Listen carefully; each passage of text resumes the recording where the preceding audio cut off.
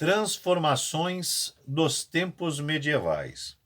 Ao longo do período medieval, que durou cerca de 1000 anos, é dividido em duas fases: a Alta Idade Média e a Baixa Idade Média. Considera-se Alta Idade Média o período compreendido entre os séculos 5 e 10, e a Baixa Idade Média estende-se entre os séculos 11 e 15. A Alta Idade Média foram formadas grandes propriedades agrícolas na Europa Ocidental, isoladas umas das outras e conhecidas como feudos. Não havia um forte poder central que as governasse, e o comércio entre elas era quase inexistente. Pois bem, nesse período, né, onde você tem a queda do Império Romano, os povos bárbaros, né, invadiram toda a Europa Ocidental. Eles tinham uma característica, tá, muito relevante. Eles, apesarem de serem de etnias próximas, ou seja, tinham os visigodos, os ostrogodos, né, os vândalos, ou seja, uma série de etnias, e mesmo entre essas etnias, eles não se entendiam. Isso é fato.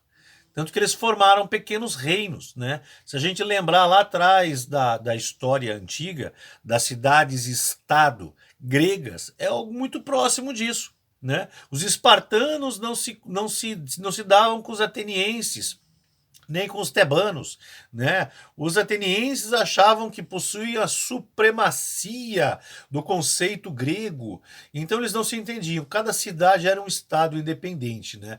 No caso da Península Ibérica, os visigodos tinham a mesma situação. No caso da região onde é a França, os francos também tinham esse conceito, né? Cada pedacinho de terra era como se fosse um pequeno reino. E não se entendiam, né? Um cobiçava a terra do outro, e por isso nós temos aí grandes informações de grandes batalhas entre pequenos reinos que se juntam para poder assimilar outros reinos, e assim a história medieval é repleta de batalhas entre os próprios reinos formados nesse período. Ok? Vamos para o próximo slide. Os servos que viviam e trabalhavam na propriedade do senhor rural produziam praticamente tudo o que era necessário para os moradores do feudo. O isolamento e a autonomia dos feudos fizeram com que muitas cidades, nesse período, perdessem a importância. Essa forma de organização ficou conhecida como sistema feudal. Voltando aqui para mim, então, esse sistema, essa formação, né, social, conhecida como sistema feudal, né, fez com que grande parte da população se interessasse mais em se dirigir para o campo, onde teria melhores condições de vida, do que permanecer na cidade. A cidade perdeu a sua força, o benefício, ou seja, faltava alimento, faltava tudo que se pode imaginar para você ter uma vida razoável, para você ter um padrão de vida que você pudesse sustentar a sua própria família. Você indo para o campo e tornando-se um servo do senhor feudal, você trabalharia como servo, né? Você trabalharia para o senhor feudal, mas também teria a sua subsistência garantida, ok? Agora sim, vamos para o próximo slide. Migrações germânicas no Império Romano. Os romanos chamavam de bárbaros todos os povos que não falavam o latim ou o grego, e aqueles que não se comportavam como romanos, dentro e fora das fronteiras do Império. Os chamados bárbaros viviam da caça, da pesca, de uma agricultura rudimentar e principalmente dos saques de guerra. Habitavam floresta, embora alguns povos fossem nômades. Assim como os gregos e os romanos eram politeístas, mas cada grupo tinha a própria crença e os próprios deuses. Cultuavam seus ancestrais e as forças da natureza como um trovão. Para os germanos, Thor, deus do trovão. Organizados em sociedades tribais, sem unidade política, esses povos seguiam leis que não eram escritas, mas apoiadas em costumes e tradições. Suas relações eram baseadas na lealdade para com os parentes, chefes e companheiros. Voltando aqui para mim, então, como eu disse anteriormente, o conceito social dos povos bárbaros, ou seja, todos os povos que não eram romanos, né, eram diferentes da estrutura social do Império Romano. Tá? O Império Romano, quando chega aí por volta do ano 395, coloca que a religião cristã é a religião oficial do Império Romano. Tá? E as outras, vamos dizer assim, religiões pagãs, as religiões que não eram cristãs, passam a ficar à margem da lei. Elas passam até a ser perseguidas. Tá?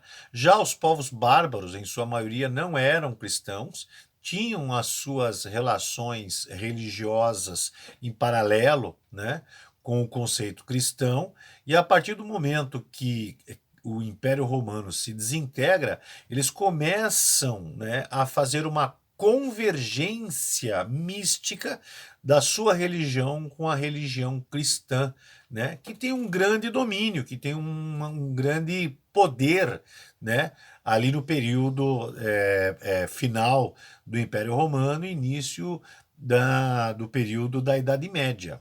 Ok? Vamos para o próximo slide. Esses povos não romanos costumavam ser agrupados segundo segundo a origem ou a língua como abaixo estão designados. Então nós temos aí os tártaros mongóis, de origem asiática, deles descendiam os hunos e os turcos. Nós temos aí em seguida os eslavos, originários da Europa Oriental e de parte da Ásia. Deram origem aos russos, polacos, tchecos, sérvios, bósnios, húngaros e entre outros. E por fim os germanos, de origem indo-europeia, ocupavam a parte mais ocidental da Europa, na fronteira com o Império Romano. Deles são descendentes os francos, os visigodos, os ostrogodos, os vândalos, os burgúndios, os anglos, os saxões, entre outros. A partir do final do século V, povos germânicos ocuparam boa parte do Império Romano do Ocidente. Essas migrações foram decisivas para a desintegração do poder de Roma, como nós vimos, né, nos slides anteriores e como eu expliquei para vocês. Voltando aqui para mim, então fica claro para nós, né, que esses povos germânicos aí que nós vimos aí, os francos, visigodos, ostrogodos, vândalos, burgúndios, anglos, saxões, os lusíadas, tá? Então esses povos aí invadiram toda aquela área conhecida como Império Romano do Ocidente, e aí a sua desintegração no século V. A partir desse momento, eles começam então a fazer o quê? A montar seus próprios reinos, né? Como eu disse para vocês, não é um reino unificado. Os visigodos tinham reinos visigodos em toda a Península Ibérica, ou seja, onde hoje conhecemos como Espanha e Portugal, nós tínhamos o reino de Aragão, nós tínhamos o reino de Castela e vários outros reinos que combatiam-se entre si. Tá? E esse é um dos motivos pelo qual nós vamos conversar nas aulas posteriores da invasão islâmica na Península Ibérica, um problema seríssimo que ocorre em pouquíssimo tempo devido a esses desentendimentos. Mas isso é uma próxima aula. Vamos para o próximo slide, nós vamos ver aí um mapa que descreve aí a movimentação das migrações germânicas, tá? Então vocês podem ver aí na linha verde, né, a linha que representa os vândalos. Eles atravessam toda a Europa Ocidental, atravessam o Estreito de Gibraltar e ocupam aí o noroeste da África até Cartago, e aí a própria linha verde mostra para a gente o poder marítimo que os vândalos tinham nessa região. Em seguida, nós temos aí as linhas roxas que representam as movimentações dos visigodos. Logo em seguida, são os visigodos que invadem toda essa região da Europa Ocidental, onde era a Roma, Itália, Espanha, França, Portugal, né, Inglaterra. Nós temos os ostrogodos, que invadem a região norte da onde hoje é a França. Aí nós temos os lombardos, que pega a parte leste da Europa, os francos, que invadem a região onde conhecemos como França, né? E aí nós verificamos que toda essa região que tem aí, está colorida de rosa, é onde estava localizado naquele período o Império Romano do Oriente. Este permanece Império Romano do Oriente até 1453, ou seja, mesmo com a queda do Império Romano do Ocidente, o Império Romano do Oriente aguenta quase 1000 anos como Império unificado após a queda do Império Romano do Ocidente.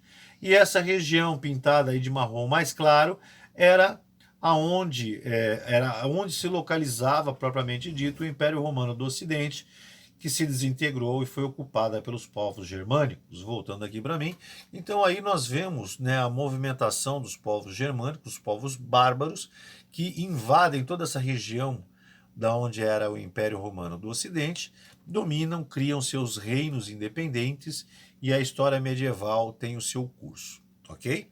Vamos para o próximo slide.